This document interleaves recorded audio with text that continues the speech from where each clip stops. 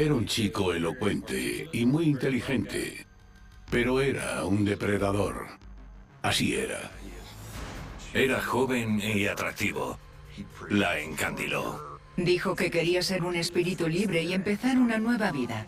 Mi hija se volvió fría e indiferente. Su mirada estaba vacía, como la de un zombi.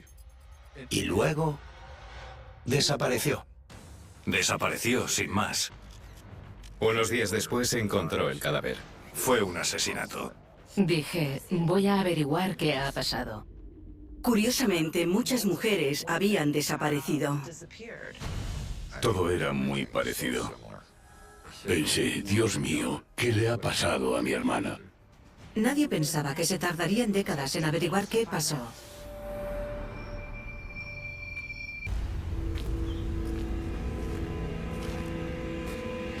En la revista, esta historia nos fue conmocionando a medida que descubríamos cosas sobre las familias a las que entrevistamos. Todas habían tenido un ser querido que había desaparecido tras enamorarse del mismo hombre. ¿Era una trágica coincidencia?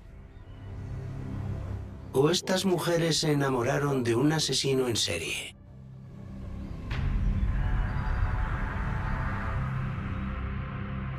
Luisiana, 1960. Mary Horton era una preciosa jovencita que creció en Eunice, Luisiana. Era un pueblo pequeño, de unos 10.000 habitantes. Y Mary era muy popular. Ganó el concurso de belleza del instituto.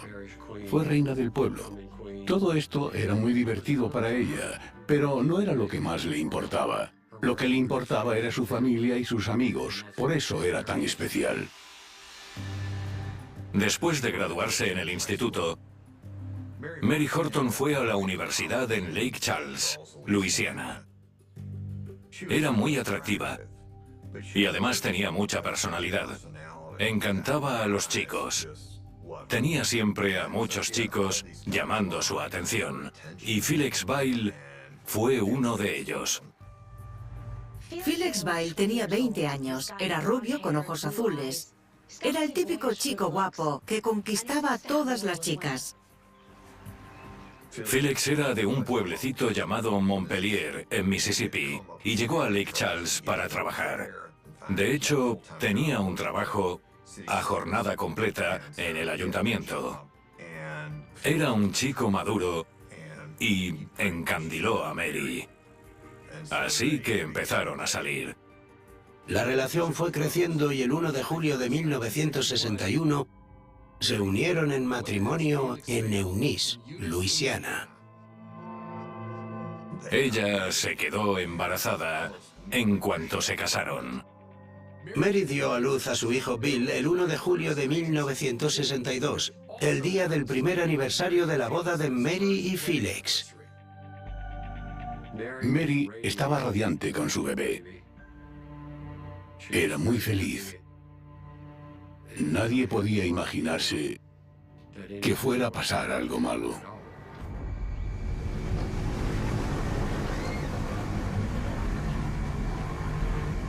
El 28 de octubre de 1962 ocurrió la tragedia. A las 7:30 de la tarde, Felix atracó su barco en Shell Beach, totalmente conmocionado. Felix Bail estaba pescando con su mujer en el río Calcasieu y ella se cayó al agua. Él no sabía dónde estaba. Mary estaba en la parte delantera del bote con una linterna. Dijo, cuidado, hay un tronco. Y cuando él viró el bote, ella se cayó. Felix saltó al agua para buscarla, pero el agua estaba turbia y había mucha corriente, y estaba oscureciendo. Felix la buscó todo lo que pudo, pero no la encontró. Cuando salió del agua, lo único que pudo hacer fue informar al sheriff. Las autoridades comenzaron a buscar a Mary de inmediato.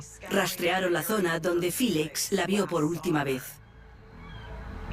Los pescadores se ofrecieron voluntarios para ayudar en la búsqueda de la joven madre. Con la ayuda de la comunidad, Pocos días después encontraron su cuerpo.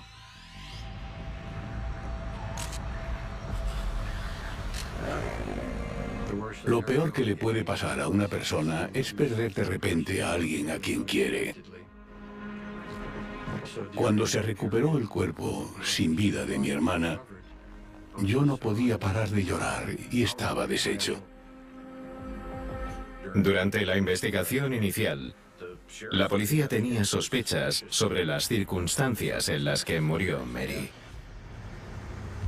Felix dijo que estaban pescando truchas y que el bote en el que estaban era el mismo que con el que hacíamos esquí acuático. No tenía un motor eléctrico necesario para ir a pescar truchas. Además, la zona en la que estaban tenía mucho tráfico comercial. No era normal pescar ahí. El sheriff también preguntó por qué Mary no llevaba chalecos salvavidas habiendo dos en el bote. Felix dijo que tenían un bebé y que Mary le daba el pecho. Por eso, no llevaba el chaleco salvavidas, porque tenía los pezones sensibles. Y tiene sentido, teniendo en cuenta los chalecos de la época. Aún así, los investigadores se dieron cuenta de que, aunque no llevara el chaleco, era muy poco probable que Mary, que sabía nadar, se ahogara al caer al agua. Estaban convencidos de que tenía que haber algo más relacionado con la muerte de Mary. Por eso arrestaron a Felix Bail. No voy a decir que no bebieran, pero es muy normal ver a gente en el río Calcasieu en botes y bebiendo. Ya fuera porque él no tuvo cuidado o porque llevaba el bote demasiado rápido, ella se cayó al agua y por desgracia se ahogó. Por muy imprudente que fuera, Felix seguía afirmando que la muerte de Mary fue un accidente y el forense acabó dándole la razón. En el informe de la autopsia se determinó que la muerte de Mary fue por ahogamiento accidental. Al final, Felix se declaró culpable por conducción imprudente de una embarcación. Le pusieron una fianza de $500 y quedó en libertad. Felix pasó 3 días en prisión y quedó en libertad. Tras el funeral, todos estábamos destrozados. Perdimos a un ser muy querido. Estábamos tan afectados por la muerte de Mary que no podíamos lidiar con nada más en aquel momento. Bill tenía 4 meses. Y Felix se lo llevó a Mississippi, lo dejó con sus padres y desapareció. Después de la muerte de Mary, Felix no quiso nunca quedarse en un sitio. Quería deambular, porque estaba perdido. Felix viajó por todo el país. Vivía una especie de vida vagabunda. Con los años, tuvo relaciones con muchas mujeres. Pero sin duda, Mary fue el amor de su vida. Y todas sus relaciones tras su muerte fueron muy breves. Pasaron décadas y Felix no fue el único con problemas para superarlo. Con los años pensé que lo peor que te podía pasar era perder a tu hermana. No había nada más horrible. Luego, 30 años después, el hermano de Mary Horton recibió una llamada que lo cambió todo. Un día, alguien me llamó y me dijo: no me conoces, pero Felix Bail se casó con mi hija y antes de eso tuvo una novia que desapareció. Y mi hija ha desaparecido y creo que asesinó a tu hermana. Pensé, Dios mío.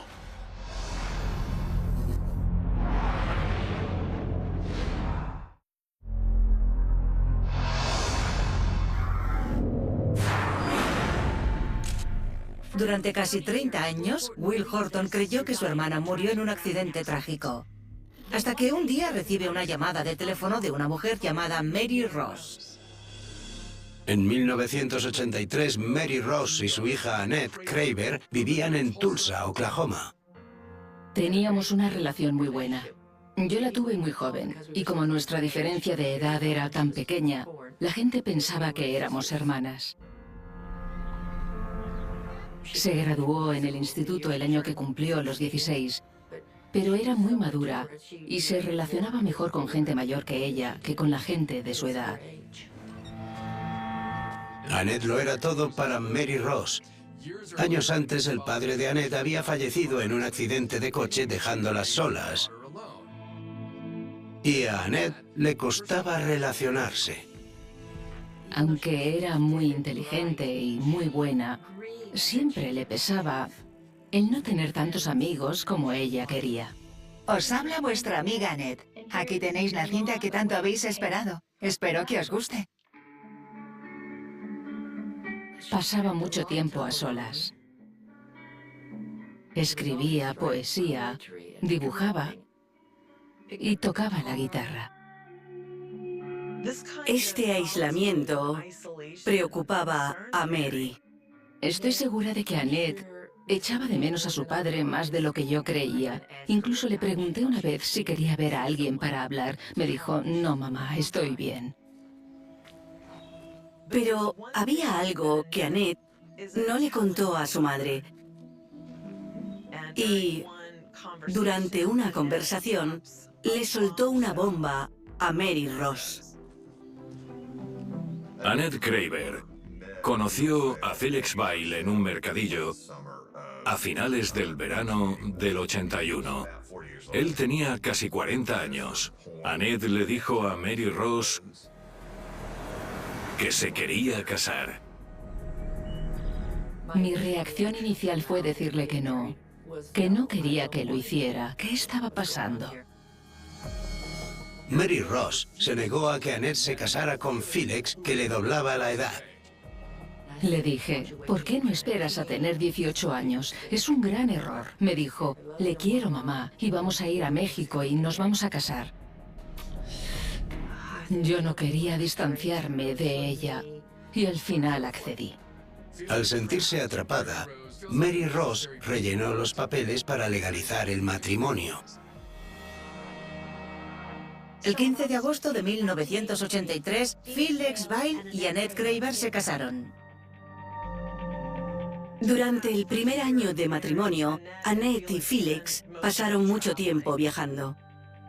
Aunque Mary Ross estaba enfadada, seguía teniendo contacto con su hija de 17 años. Cada 2 o 3 meses me enviaba una carta y también me llamaba por teléfono.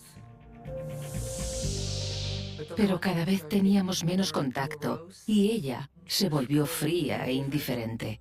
Me sorprendió mucho ver cómo se ponía en mi contra. No era la misma persona. En septiembre de 1984, Annette dejó de comunicarse con su madre. Llamé a Annette a su casa y respondió Felix. Me dijo que fueron de acampada juntos y que ella tuvo un sueño. Le dijo que no quería seguir casada con él y cogió un autobús en San Luis, Missouri, que la llevó a México. Felix dijo que Annette quería ser un espíritu libre, ir a México y alejarse de Mary Ross y empezar una nueva vida. Cuando Mary Ross escuchó aquello, tuvo la sensación de que su hija estaba en problemas. El 22 de octubre de 1984 fue a Tulsa y rellenó un informe de desaparición. Pero sin pruebas de ningún tipo de daño hacia la chica desaparecida, los detectives no tenían mucho con lo que trabajar. Pero Mary Ross no se rindió. Creía que Felix tenía algo que ver con la desaparición de su hija. Pensé, a ver si lo que quiere es alejarse de mí. ¿Por qué nadie más sabe nada de ella?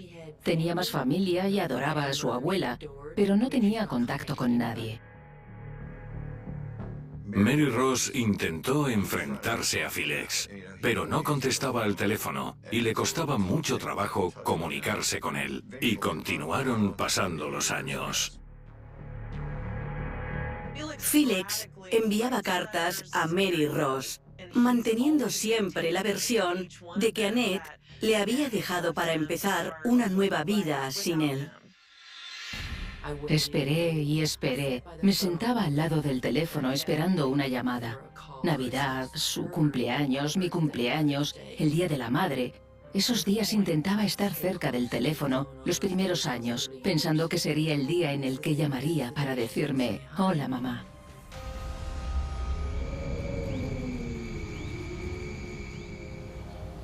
...1991. Después de esperar alguna noticia de Annette durante 7 años, Mary Ross cambia de método y contacta con la hermana de Felix, Sue Jordan. Para sorpresa de Mary Ross, Sue le cuenta que Annette no es la única mujer que desapareció mientras estaba con Felix. Sue Jordan dijo, Felix tuvo otra novia que desapareció. Y luego mencionó que la primera mujer de su hermano, Mary Jordan Bale, murió en circunstancias muy sospechosas.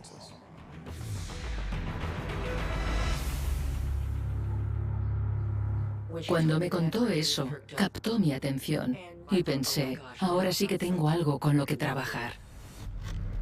Con esta información, Mary Ross contactó con la familia Horton. Cuando Mary Ross se puso en contacto conmigo y me contó la desaparición de su hija y que sospechaba de Felix, dije, avísame si te puedo ayudar en algo. Por desgracia, yo estaba en el último año de instituto cuando todo esto ocurrió, por lo que no tenía demasiada información sobre el accidente de Mary. Will le dijo a Mary Ross que hablara con el hijo de Mary, Bill, que ya estaba en la treintena. Y fue en ese momento cuando descubrí que Annette fue con Felix a su boda. Quizás Bill supiera si su padre tenía algo que ver con la desaparición de Annette. Bill Bale era muy abierto y fue muy amable conmigo. Muy compasivo. Era un buen hombre.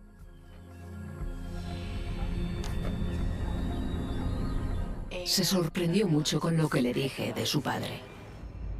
En aquel momento Bill ya tenía hijos y no quería que Felix estuviera cerca de ellos a causa de un incidente que ocurrió cuando Bill tenía 8 años.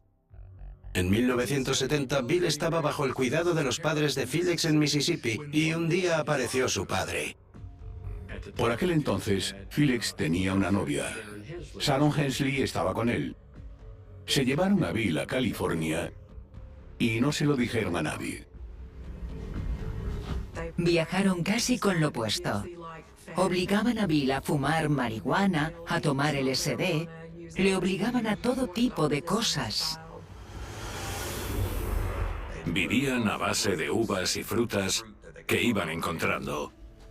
Pero en un momento dado, Bill no comía lo suficiente. Hambriento, asustado y muy sucio, Bill escapó de su padre. Bill se fue sin zapatos ni calcetines hasta la comisaría de policía y dijo, mi padre me está obligando a fumar marihuana y quería que tomara LSD. Quiero irme a casa.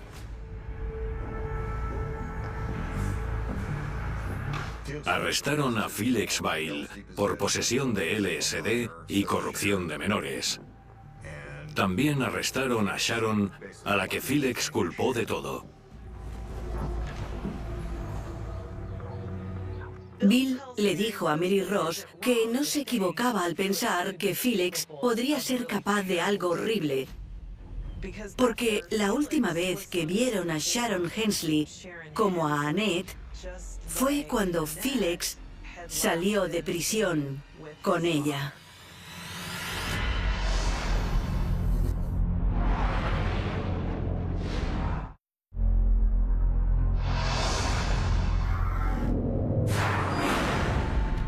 A principios de los 90, tras buscar a su hija durante más de 10 años, Mary Ross por fin habla con Bill, el hijo de Felix, que le habla de otra mujer, Sharon Hensley, a la que también se la vio por última vez con su padre. Tras esta reveladora conversación con Bill, Mary Ross contactó con la madre de Sharon Hensley. Cuando descubrí que Sharon era de Bismarck, Dakota del Norte, me dirigí a información y descubrí que había una familia Hensley. Cuando Mary Ross contactó con nosotros, la primera pregunta que le hizo a mi madre fue: ¿conoces a Felix Bail? Mi madre se asustó y le contó cómo se había enterado de lo que pasó entre Sharon y Felix. Bienvenidos a Bismarck.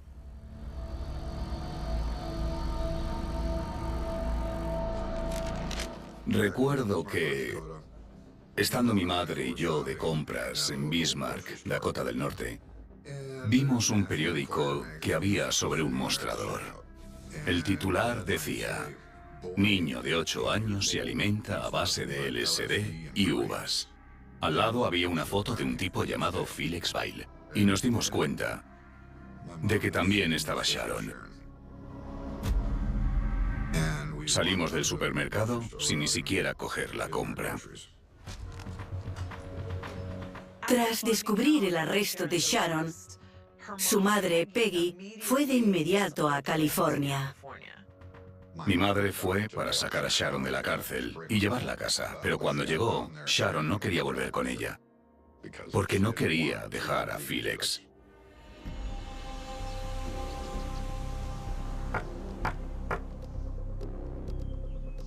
Seis meses después, Felix salió de prisión y los Hensley recibieron una visita inesperada. Sharon y Felix aparecieron en Bismarck sin avisar. La familia se quedó horrorizada porque Sharon había adelgazado muchísimo y tenía calvas, como si se le cayera el pelo. Era evidente que llevaban tiempo sin ducharse y sin cuidarse. Los Hensley se preocuparon porque la Sharon que estaba frente a ellos era alguien a quien daba la sensación que no conocían. Cada vez que mi madre o mi padre intentaban hablar con Sharon, Felix no lo permitía. Recuerdo que llegó un momento en el que mi padre dijo: ¿puedes dejar que conteste ella a la pregunta? Mi hermana miró a Felix. Este asintió con la cabeza y la dejó contestar a la pregunta.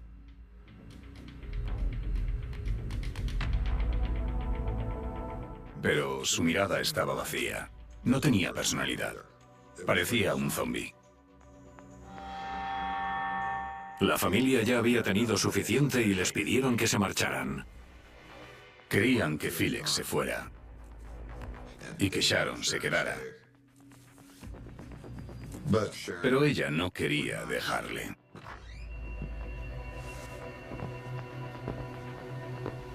Pedirle a Felix que se marchara sería una decisión de la que los padres de Sharon se arrepentirían para siempre.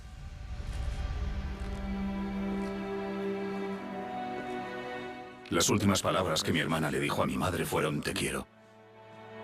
Y las últimas palabras que mi madre dijo a mi hermana fueron: yo siempre te querré.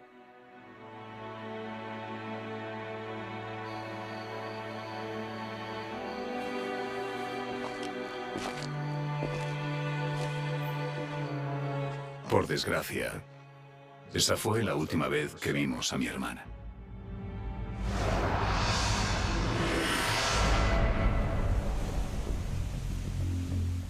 Tres meses después, Peggy, la madre de Sharon, recibió una carta de Felix. Le decía que Sharon le había dejado, que conoció a una pareja de Australia en Key West y que iban a navegar por todo el mundo juntos. La carta que recibimos de Felix era muy extraña.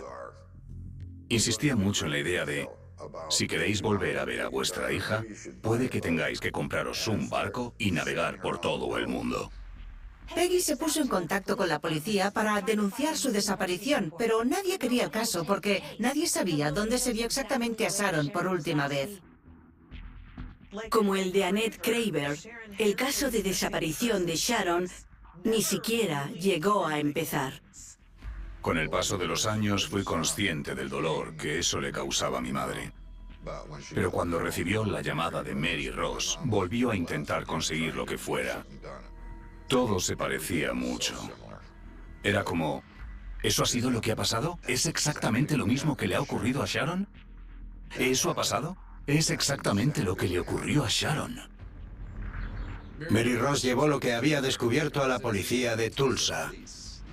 En 1994, 10 años después de la desaparición de Annette, nos informaron de la desaparición de Sharon, algo que fue muy importante. Como investigadora, eso indicaba que había un patrón de desaparición de las mujeres relacionadas con este hombre.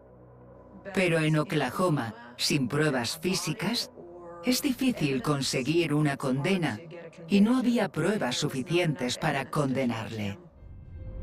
Desgraciadamente, muchas de las personas que quieren justicia para sus seres queridos nunca la consiguen. Mis padres murieron en 2009. Mi madre siempre pensó que hizo lo que pudo para cerrar el caso de Sharon. Pero mi padre siempre pensó que podría haber hecho más. Probablemente se arrepintiera de algunas cosas. En 2009, Bill Bile, el pequeño que perdió a su madre de bebé y salió en los titulares cuando tenía 8 años, murió de cáncer a los 47. Cuando le diagnosticaron cáncer de esófago, me llamó. Le quedaba muy poco tiempo. Y me dijo, al menos ahora podré ver a mamá.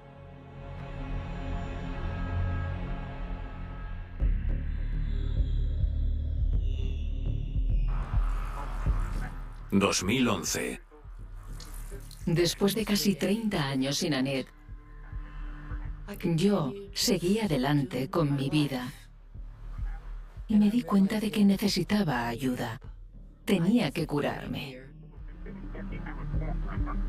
En 2011, Mary Ross escuchaba su programa de radio favorito y en uno de los espacios entrevistaron a un reportero llamado Jerry Mitchell por su importante papel en la resolución de un caso. Pensé que tenía que ponerme en contacto con él. Podía ser la persona que resolviera este caso y que me ayudara a cerrarlo. Recibí una llamada de una mujer a la que no conocía y que me dijo, ¿estaría interesado en escribir sobre un asesino en serie de Mississippi? Le dije que por supuesto. Y empezó a contarme cosas sobre Felix Bile. Jerry se interesó por este caso y empezó a investigar a Felix. Cuando hablé con Kay Faulkner, la hermana de Felix Bile, me dijo, sí, creo que mató a esas chicas. Me sorprendió mucho. Kay le contó que ella fue al funeral de su sobrino Bill Bile en 2009 y que lo que escuchó en la misa cambió la opinión que tenía de Felix para siempre. Antes de que Bill Bile muriera de cáncer, grabó una declaración con su pastor. Cuando tenías 8 años viviste un momento crucial en tu vida. Sí, ahí fue donde descubrí la verdad sobre la muerte de mi madre. Escuchó a Felix decirle a Sharon Hersey que ya la había matado. Le dijo que había matado a mi madre. Según la grabación, Bill también sospechaba que Felix tenía algo que ver con la desaparición de Sharon. Cuando Felix salió de prisión, decidió volver a Mississippi y visitó a Bill sin Sharon. Me aseguró que no me culpaba por lo que había pasado, que culpaba a su novia. Bill le preguntó dónde estaba Sharon. Dijo que nunca volvería a molestar a nadie más. Y supe lo que eso significaba. Bill se dio cuenta de que Sharon no volvería.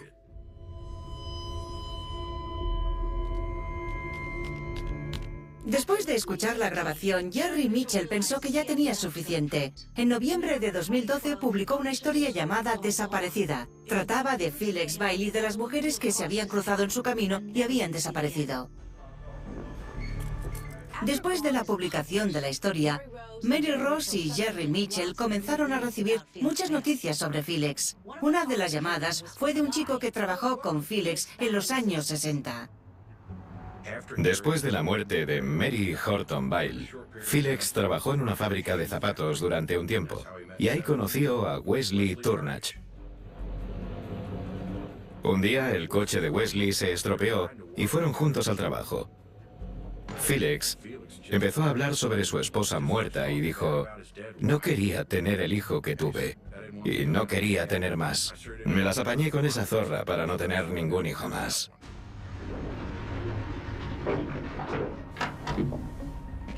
Wesley Turnage se horrorizó porque le dio la sensación de estar sentado al lado de un asesino.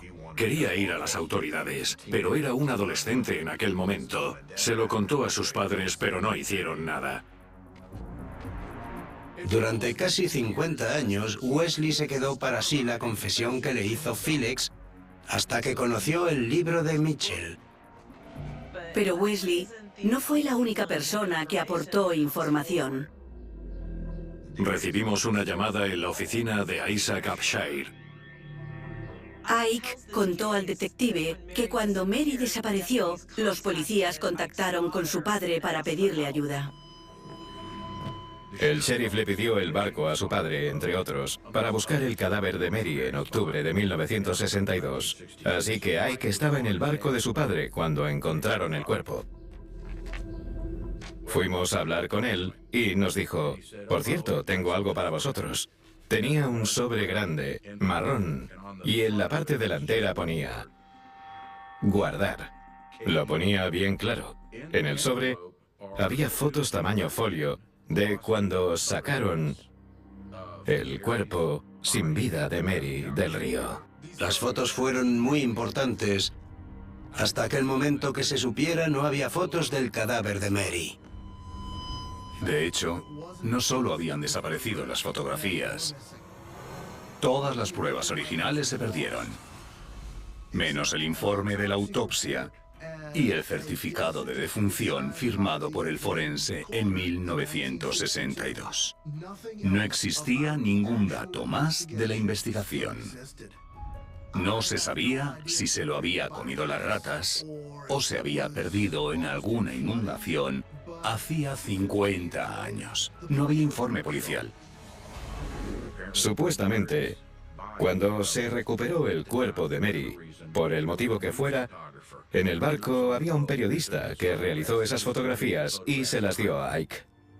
Este tipo había estado guardando las fotografías de la escena del crimen durante más de 50 años. Tenía 90 años en ese momento.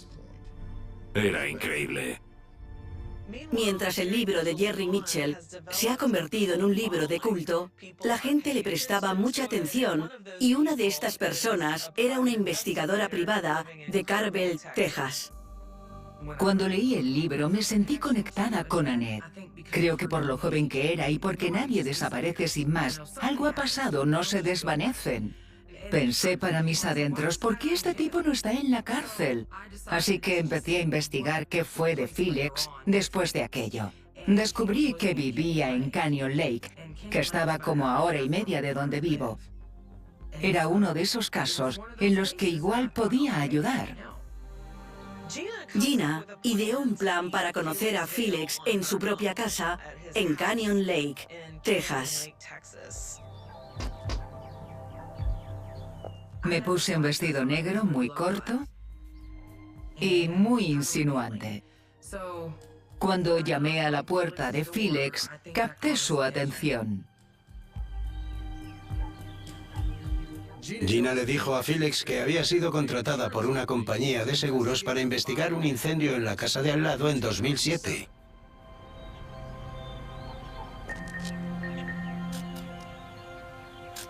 Gina Fensel le preguntó si podía hacer fotos y Felix le dijo, claro. Felix se creyó mi historia. Funcionó, así que continué. Entonces entré y empezamos a hablar. Con una grabadora que se había escondido en el sujetador, Gina siguió la conversación para bajar la guardia de Felix y que cogiera confianza con ella. Felix comenzó a recordar sus historias de amor a lo largo de los años. Estaba muy orgulloso de ellas.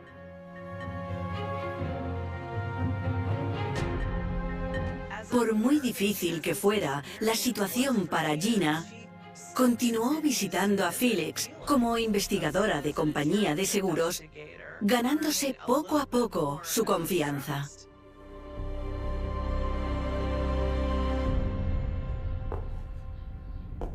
Mientras tanto, en Luisiana, la policía pidió a un forense que examinara las fotos y que intentara determinar las causas de la muerte de Mary. En ese momento, el forense tiene una teoría totalmente diferente a la establecida en 1962.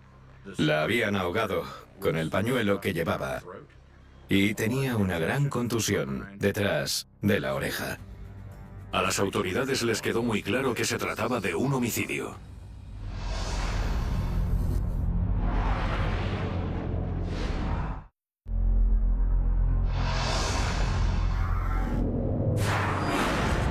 ...54 años después de la muerte de Mary Horton Bile, las autoridades de Luisiana determinaron que se trataba de un homicidio. A través de las fotos post-mortem, los investigadores concluyeron que Mary fue golpeada en la cabeza, fue estrangulada y luego tirada al río. La policía creía que tenían pruebas suficientes para condenar a Felix Bile por el asesinato de su mujer Mary Horton Bile en 1962. El 17 de mayo de 2016 arrestaron a Felix Bile cerca de su casa sin que opusiera resistencia. Señor Bile, ¿mató a su primera esposa? Después de su arresto, a Felix lo enviaron a Luisiana, donde se le condenó por asesinato en segundo grado. La prensa estaba esperándole. Felix, ¿qué le pasó a Mary? ¿Y a Sharon? ¿Y a Annette? La prensa emitió en directo su arresto y fue increíble. No me lo creía. Lo celebré. Bailé. Recuerdo que llamé a mi hermano y le dije, Fred, tengo buenas noticias. Han arrestado a Felix. Él me dijo, Mary, no son buenas noticias, son fantásticas. Felix pidió a Gina Frenzel que cuidara su casa en Texas mientras estaba en prisión. Felix me dijo, mi casa es tu casa. Y empecé a rebuscar por todas sus cajas y sus cosas. Gina descubrió un montón de diarios de Felix que se remontaban a décadas. Hice más de 2000 fotos de todos los diarios. En un determinado momento, algo llamó su atención. Felix había escrito, puedo resolver este conflicto sin recurrir al asesinato como he hecho en el pasado. Pensé, vaya. Entonces me puse en contacto con las autoridades. El 8 de agosto de 2016 comenzó el juicio de Felix Bile y se declaró inocente. Pero le declararon culpable y le condenaron a cadena perpetua sin fianza. Durante el juicio, Felix mantuvo que la muerte de Mary fue un accidente y que era inocente. A pesar del paso del tiempo, el Estado encontró a Wesley Turnage y a otros 3 hombres más que también escucharon personalmente a Felix admitir el asesinato de su mujer. ¿Jura solemnemente decir la verdad, toda la verdad y nada más que la verdad con la ayuda de Dios? Lo juro. Pero ningún testimonio fue más importante que el de Isaac Abshire, el testigo ocular de la recuperación del cadáver de Mary. Tenía un pañuelo alrededor de la boca y el cuello, y tenía el cuello totalmente amoratado, como si la hubieran ahogado. El pañuelo estaba atado y era evidente que no era un nudo de mujer. Ike Abshire fue la clave. Sin su testimonio y sin las fotografías, no podría haberse demostrado que fue un asesinato. ¿Pero qué pasaba con las desapariciones de Annette Craver Bile y Sharon Hensley? Para poder introducir sus historias y reforzar el caso contra Felix, la acusación contó con una teoría legal llamada doctrina de probabilidades. ¿Cuántas veces podía un hombre como Felix Bile relacionarse con alguien y que algo inusual pasara, como la muerte o la desaparición bajo extrañas circunstancias en las que se podría dar por hecho que han muerto? por lo que dicha teoría permitió tomar las desapariciones de Sharon y Annette como pruebas del asesinato de Mary. Fue muy injusto para Annette Craver y Sharon Hensley llegar al juicio sin más pruebas de cualquier otro crimen. Y sinceramente, el salir o el casarse con Felix Bail no implicaba que fueras a morir. De hecho, hay mujeres vivas que se casaron con él y mujeres vivas que salieron con él.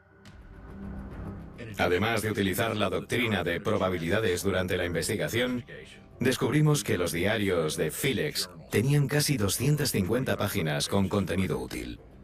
Leí los diarios donde Felix contaba claramente cómo intentó controlar a todas las mujeres de su vida, muchas veces a través de violencia física.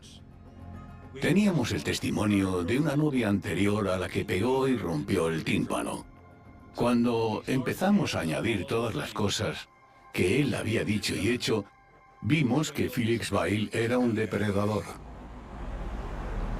Después de 5 días de testimonios, el juez mandó al jurado a deliberar.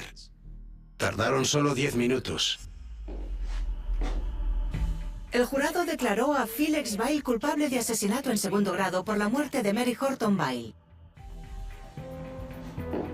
Cuando anunciaron el veredicto, salté y grité de alegría. Creo que cuando el jurado dijo culpable del asesinato de Mary Horton, de alguna forma incluyeron las muertes de Sharon Hensley y Annette Craver. Con 77 años, Felix Bail fue condenado a cadena perpetua. A Felix le condenaron a cadena perpetua, pero ojalá hubiera recibido su merecido en 1962 porque habría sido condenado a muerte. Aunque hicimos lo que pudimos. Mi hermana Mary era una persona maravillosa y Felix debió confesar la verdad antes de que fuera demasiado tarde.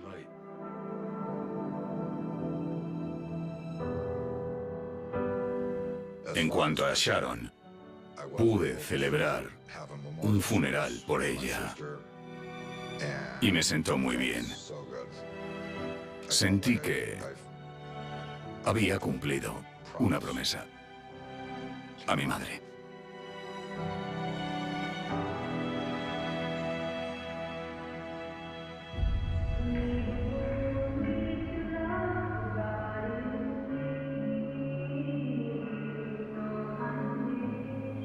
No sé exactamente qué significa pasar página. No he encontrado el cadáver de Annette. Siempre va a haber una parte rota en mi corazón. Sigo trabajando para perdonarme a mí misma, porque cometí muchos errores y tomé muchas decisiones que ahora habrían sido diferentes, pero sé que fui una buena madre. Le di a Annette muchas oportunidades que yo no tuve, y vivió feliz.